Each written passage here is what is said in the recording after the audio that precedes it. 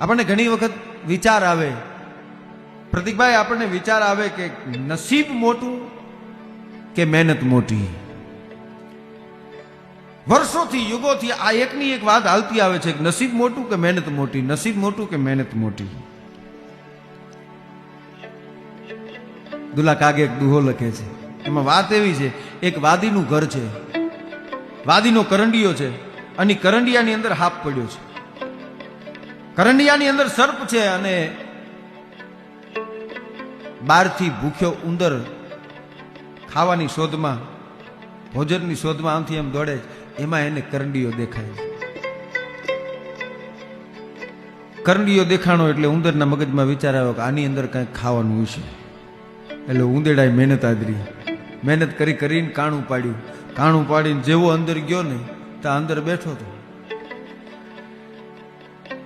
આ ભગત બાપુ દુલા કાગ લખે છે કે એરુને મળ્યો આહાર અને પાછો જાવાને થઈ ગયો જોગ. સાપને આહાર મળી ગયો એટલું નહીં, પાછો માર્ગ નીકળવાનો મળી ગયો. એરુને મળ્યો આહાર, પાછો જાવાને થઈ ગયો જોગ.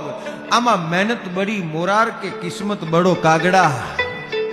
આમાં ક્યાં મહેનત? મહેનત તો ઉંદરે કરી ભાઈ, પણ જેના કિસ્મત મોટા હોય એના નસીબમાં લખે. બાકી એરુને મળ્યો આહાર ને જાવાને થઈ ગયો જોગ.